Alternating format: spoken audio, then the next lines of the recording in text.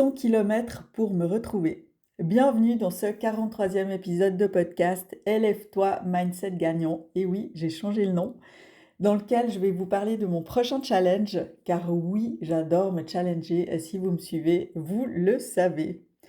Donc, petite introduction pour commencer. Il y a des moments dans la vie où on sent que ça passe plus par les mots, où on a besoin de se retrouver ailleurs, autrement. J'avais de l'énergie, mais avec un truc flou que j'arrivais pas à nommer. Alors j'ai pris la décision, un peu folle, de partir marcher 100 kilomètres. En 2 jours, 50 kilomètres par jour. Juste moi, mes pieds et le chemin. Et l'eau, parce que ça sera au bord de l'eau. Et franchement, je me réjouis beaucoup, même si ça me fait un petit peu peur à l'heure actuelle où j'enregistre cet épisode de podcast. C'est pas juste une randonnée, c'est vraiment un rendez-vous avec moi-même, une manière de me recentrer, de me challenger, de réveiller quelque chose à l'intérieur de moi. Je me laisse surprendre sur ce qui va sortir finalement.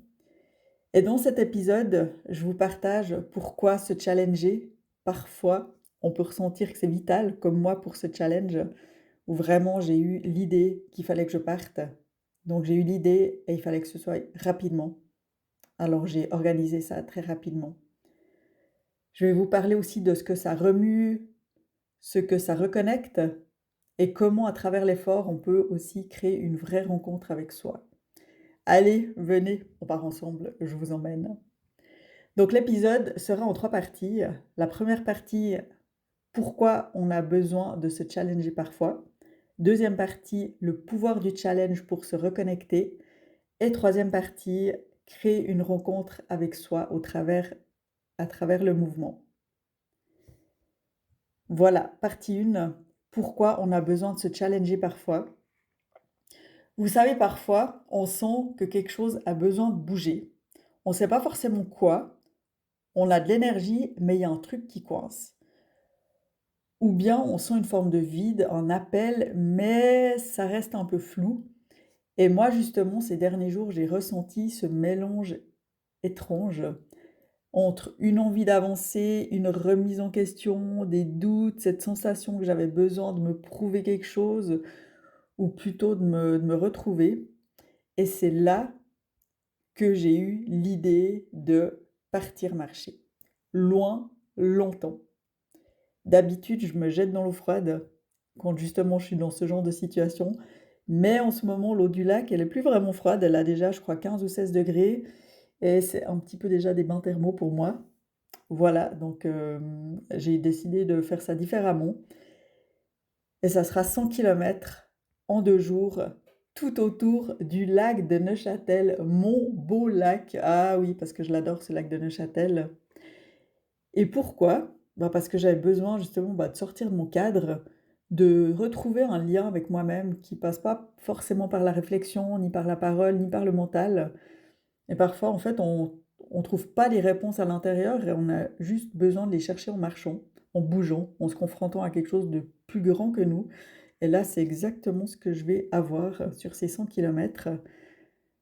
Se challenger, c'est comme créer un électrochoc doux, un appel à rencontrer une version de soi qu'on n'a pas l'habitude de côtoyer. Et des fois, on la fuit, on fuit un peu, on se fuit parce qu'on a un peu peur de ce qui pourrait ressortir. Et là, on arrive à la deuxième partie, le pouvoir du challenge pour se reconnecter. Un challenge, ça fait peur. Moi aussi, j'ai peur. J'ai peur d'avoir mal, j'ai peur de pas y arriver, de me blesser, qu'il m'arrive un truc. Mais j'ai surtout besoin d'essayer et de voir là où ça va m'amener. Et ça, c'est beaucoup, ça prend le dessus par rapport à la peur. J'ai pas envie de passer à côté de cette expérience, de ce rendez-vous avec moi-même, parce que je sens que je dois le faire et que je dois le faire maintenant. Ce que je sais, c'est que quand on ose se lancer un défi, même s'il est petit, on réveille une énergie presque magique. C'est celle de l'engagement, celle du mouvement, celle de la confiance en soi aussi, même si sur le moment on a un petit peu des doutes de si ça va le faire ou non. Et se challenger, c'est remettre du feu à l'intérieur de soi, c'est regarder la peur en face et de lui dire: «Allez, OK, viens, on y va ensemble». un peu comme j'ai fait avec le skate l'autre jour. Et surtout, c'est une manière puissante de sortir de l'attente, de reprendre son pouvoir. Pas besoin de réussir parfaitement, même si on n'a pas quand même envie de le rater. Le vrai cadeau, c'est le chemin. Et je le dis souvent, le chemin, le chemin, le chemin. Ce qu'on découvre en marchant, ce qu'on dépasse, et aussi peut-être ce qu'on peut sentir renaître.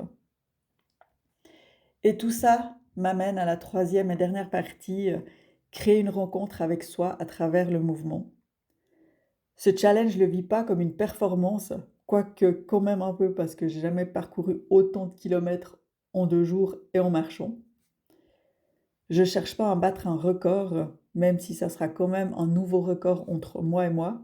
Je le vis plutôt comme une retraite en mouvement parce que je dis souvent que, quand je vais marcher, c'est un peu comme une méditation. Pour moi, la marche, c'est de la méditation active et surtout c'est puissant. Et c'est pour ça que je marche chaque jour, chaque jour, chaque jour, que je tiens à mes 10 000 pas par jour. C'est vraiment pour m'obliger à faire ces reconnexions avec moi-même, même si c'est forcément avec des beaucoup plus courtes distances, mais quand même, c'est dans la nature et tout ça. Et le lac, pour moi, c'est bien plus qu'un décor. C'est mon élément. Je crois que depuis le temps, vous devez le savoir si vous me suivez depuis un petit moment. C'est un Voilà, le lac, ça m'inspire, ça m'apaise, ça m'encourage à ralentir et à ressentir. Vraiment, ça fait tout ça en même temps. Je suis juste, c'est mon endroit, l'eau. Dans l'eau, sous l'eau, sur l'eau, ça c'est pour moi. Et je sais que dans ces 100 kilomètres, je vais avoir plein d'émotions. Lesquelles, j'en sais rien, peut-être pleurer, rire, douter, rêver, m'émerveiller. Mais voilà, je me laisse surprendre, je vous redirai. Et je vais surtout me retrouver, revenir à l'essentiel, entendre ma voix intérieure, celle qu'on n'entend plus par moment, soit parce qu'on n'a pas le temps, soit parce qu'on n'est pas prêt à entendre ce qu'elle a à nous dire. Et moi, je me réjouis d'entendre ce qu'elle va me dire et je suis prête à tout entendre. Et en fait, c'est ça que je recherche. C'est ça aussi que je vous invite à faire à votre manière, pas besoin de parcourir 100 kilomètres, mais peut-être un petit pas, un geste qui est fort pour vous, un rendez-vous avec vous-même. Après, c'est à vous de voir ce qui vous parle, ce qui pourrait être un challenge pour vous. Et vraiment, je vous encourage parce que c'est juste magique et ça apporte tellement, tellement, tellement, tellement, tellement. Voilà, j'arrive déjà à la fin de cet épisode. Merci de m'avoir écouté jusque-là. Et n'oubliez pas que si vous voulez faire un premier pas vers la connaissance de vous-même, vous pouvez télécharger l'e-book gratuit pour découvrir vos 3 valeurs hautes, celles qui seront vos alliés dans votre quotidien, celles qui seront votre guide pour vous créer une vie en accord avec qui vous êtes profondément, ce qui vous fait profondément vibrer, ce qui est ultra important pour vous, ce qui créera votre épanouissement et votre équilibre. Je vous mets tout ça en lien dans la description de l'épisode. Et moi, je vous dis à bientôt dans le prochain épisode.